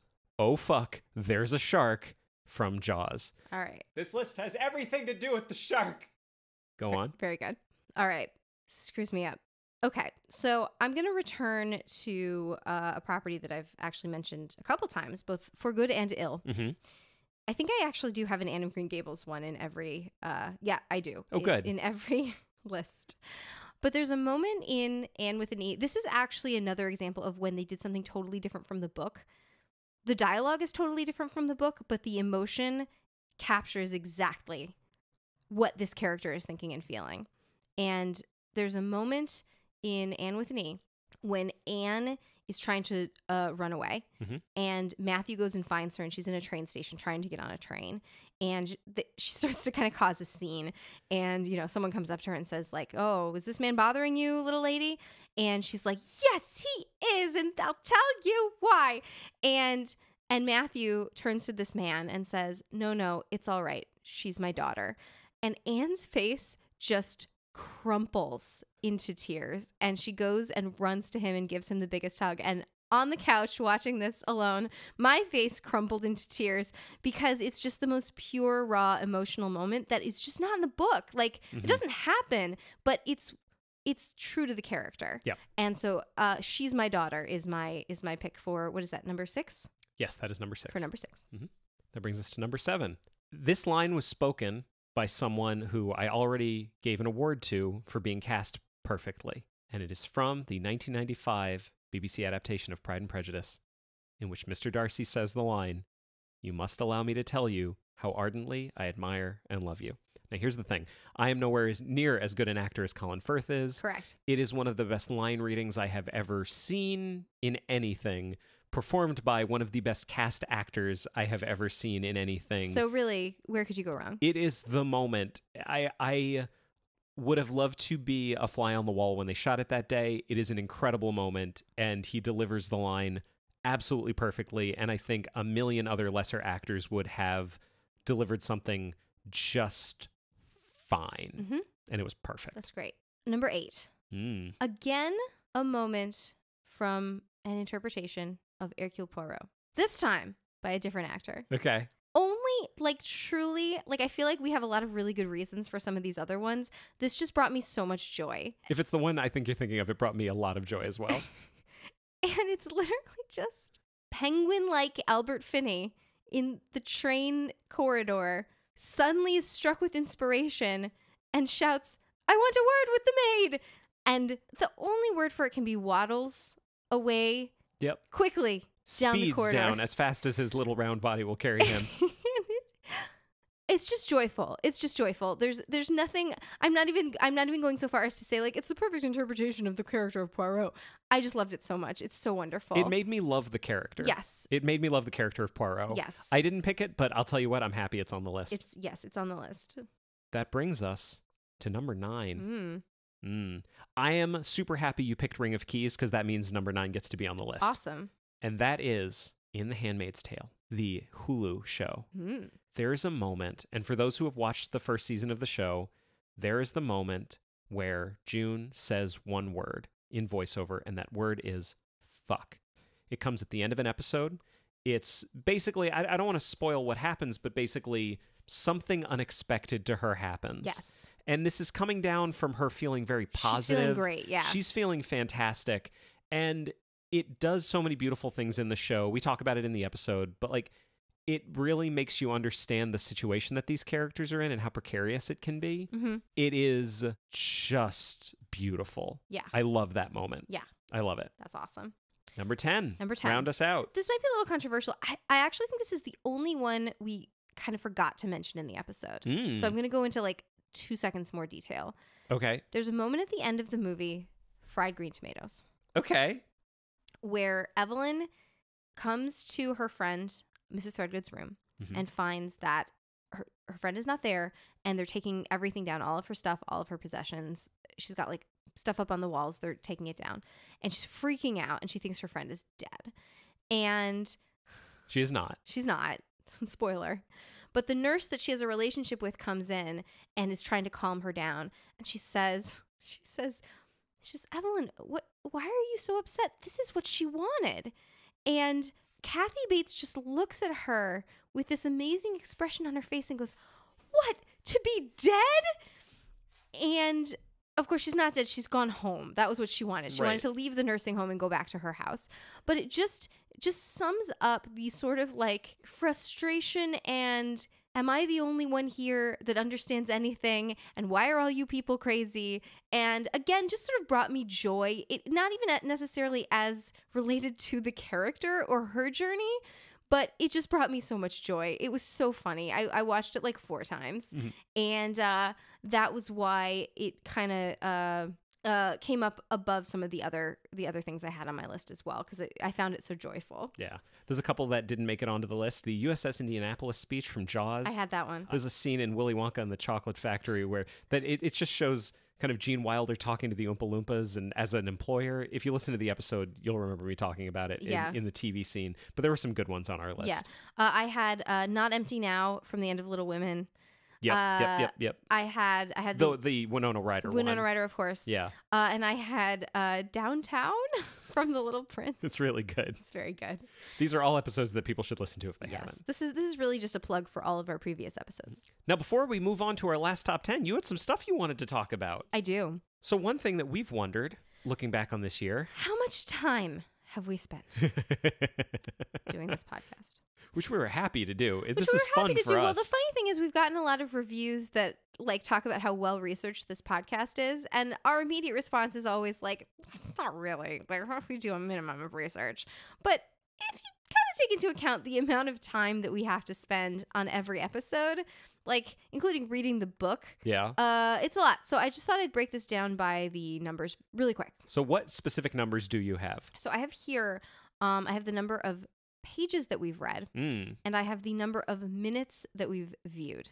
I am very interested to hear both of these. And this doesn't include any upcoming episodes, so it's only up to the point of this episode coming out. So the last one would have been Fried Green Tomatoes. Right.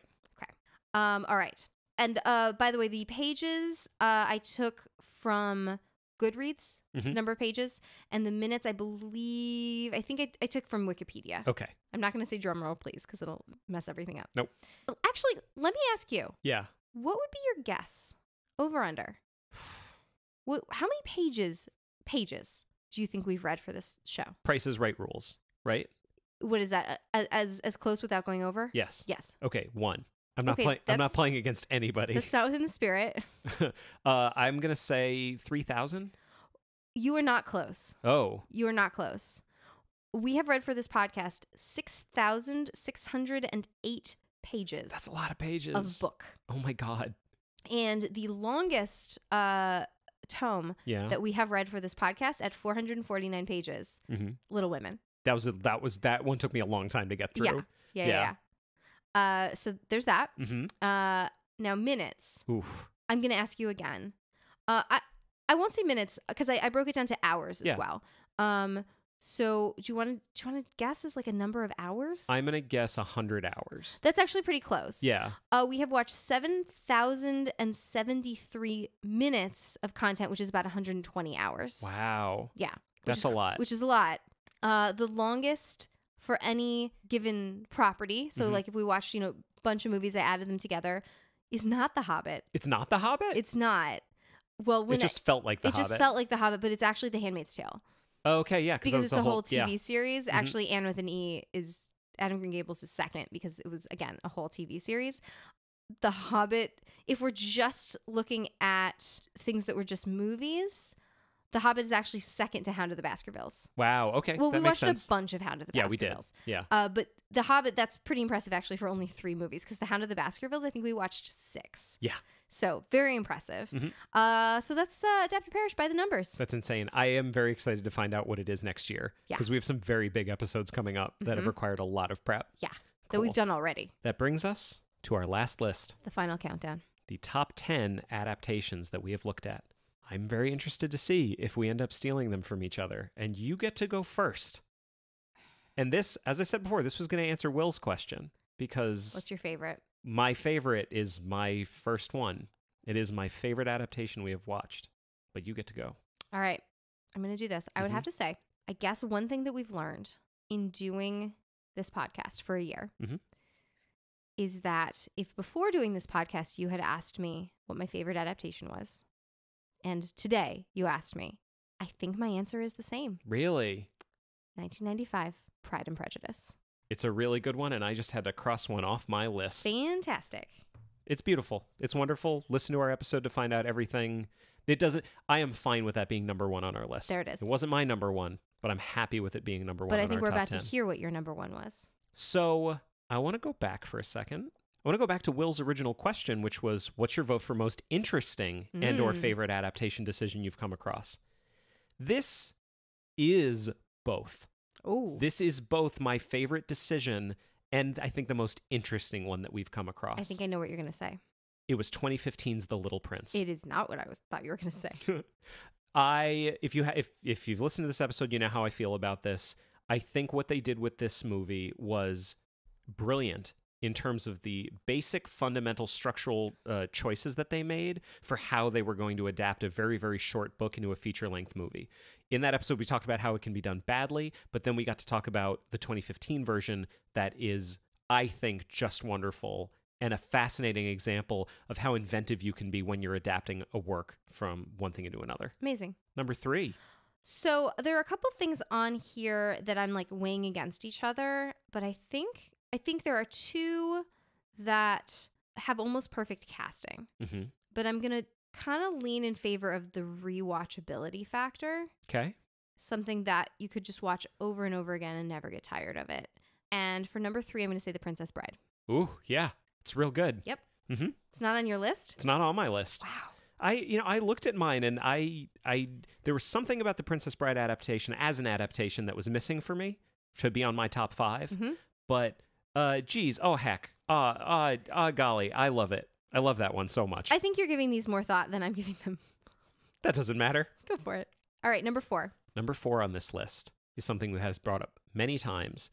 And it's an adaptation that did something that I didn't necessarily expect, which was it made the decision that if we're going to really adapt this work, we not only need to learn and internalize everything we can about the work, but we have to learn and incorporate everything we can about the original author.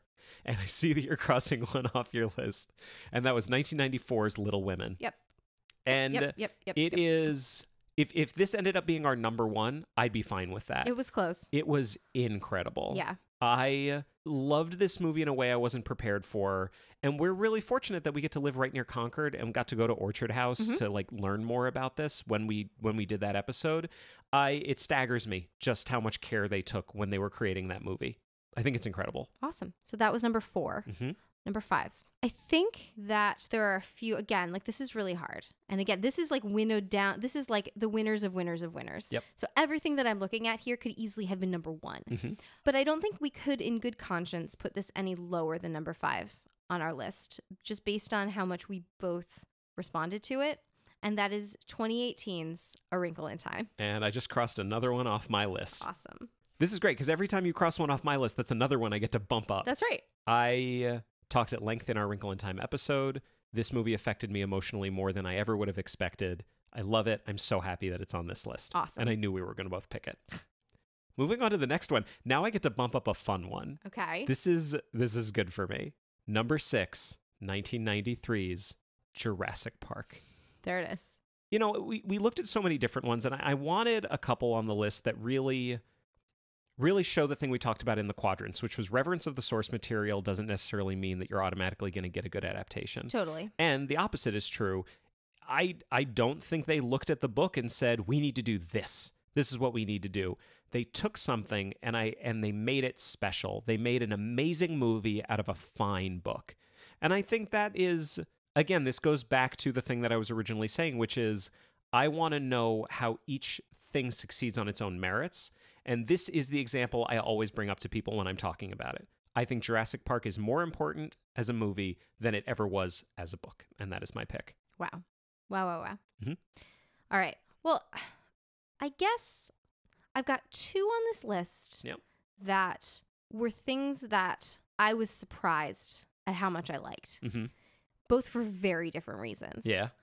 But I'm going to give the nod to the one where I thought I would hate it because I loved the source material so much and thought that no one else could understand it as well as me, and found that that was not true. Mm-hmm. So for this is number 7 on our list, is going to go to the Netflix series Anne with an E. And I just crossed another one off my list. Fantastic. It's wonderful. It's wonderful. It found something. I think if you took anyone who had kind of a cursory knowledge of Anne of Green Gables and said make something, Mhm. they would end up making something very like the 1980s miniseries. Totally. But they made something that is relevant and wonderful Yes. and intense and emotional and beautiful. We have to watch the second season. I'm very excited about it. All right. Number 8 on this list. This one had no books were involved in the making of this movie. You talked before about you picked Princess Bride for sheer watchability. Are you crossing another one off your list? I think so. Keep going. The Birdcage. Yep. The Birdcage. Well, damn it. It is a wonderful, wonderful movie that shows exactly how someone can look at an original piece of work and say, I respond to something in this. I'm going to do the original justice, but I'm also going to make it better in ways that are more important to me for reasons that you talked about when you talked about like Robin Williams and Nathan Lane's casting in it. Yep. I think it's incredible. Yep. Great movie. All right. This is my number 9. Number 9. All right. This is your last one. All right. I feel like I keep doing a wild card for my last one, and I'm just going to keep going with that trend. My last one is a medium. It is in a medium that we have rarely covered on this show, once or twice. And the thing that I loved about this work is that the people that made this could really have been forgiven for making a direct adaptation from the movie. But there was stuff in it that after reading the book, you realized, no, this is an adaptation of the book. This is a video game adaptation of the book, The Godfather. And I'm smiling right now. I'm very excited about this. For that reason, and it is an immersive storytelling experience. And for that reason, the PlayStation 2 video game, The Godfather, the game, is my pick for the number 9 slot of best adaptations. That's a really good one. I am going to round this out right now. I actually just redid my list a little bit because I will say I had Jaws next. I also had Jaws on my list. But I realized everything that I said about Jurassic Park really holds for Jaws as well. That was why I didn't pick it, because you had just done Jurassic Park. So I'm going to give our last pick to one that was incredibly faithful to the source material. Both more faithful than anyone gives it credit for, and also more faithful than it really had any right being. I think I know what it is. What am I going to say? Muppet Christmas Carol. That's number 10 on it's our list. It's also on my list. It shocked us when we watched so many versions of A Christmas Carol that it was the most faithful out of all of them. 100%. And it's the one with a talking frog in it. Yeah. It's got talking food in it. Never mind frog. Like, it defies expectations. Yeah. It is a wholly unexpected movie surrounding an amazing Michael Caine performance. Fantastic. Which, by the way, like I think on both of our top 10 cast lists, like 11 or 12. He was right there ready. Yeah. Yeah, I had him ready to go in case you picked all of mine. Yeah, I had him ready to go as well. How do you feel about all of our picks? I think this is great. I think this was a great year. I think we synced up really well because there's only one that we have not talked about that was on my list that I don't know that was a crossover, and it was a movie that I know you didn't like, which was Carol. Yeah, and I liked it. I didn't like it for very specific reasons. For anyone who didn't listen to that episode and doesn't like that I didn't like it, listen to that episode and explain it. We got 8 out of 10 of mine. So I think our interests synced up quite a bit here. We also got 8 out of 10 of mine. Yeah, this is great. Makes sense. Yeah, I know it does. Oh, math? Yeah, right. I'm really looking forward to next year. Yeah, this is going to be great. We already have recorded. We have a couple of episodes that are in the bag that I think you're really going to like starting 2 weeks from today when you hear this. and including one that I kind of briefly referenced before that we did an insane amount of work on. So like when you see like 2.5 hours or whatever pop up on your podcast reader, please give it a chance. It's a big one. We worked so hard. It's an epic one, and it's really fun. Yeah. But as always, this has been Adapter Parish. If you'd like to find us online, we're on Facebook, Twitter, and Instagram at AdaptCast. And if you tweet about the show, don't forget to use the AdaptCast hashtag. You can join our groups on Facebook and Goodreads. You can also find and follow me on Letterboxd. If you have anything to say that's longer than a tweet, you can always send an email to adapterparishcast@gmail.com. As I said before, the most rewarding thing about this entire experience has been the emails and contact that we get from all of you. Totally. We love you. Totally. You all are, of you. You are all my honorary best friends. Aw. I appreciate all of you. Every single one of you is in our top 10. Yeah, one of you is my literal best friend. If you'd like to support the show, there are 2 great ways you can do it. First, tell a friend. Second, a rating and review on your podcast platform of choice would be greatly appreciated. We will see all of you in 2 weeks. Bye. Bye.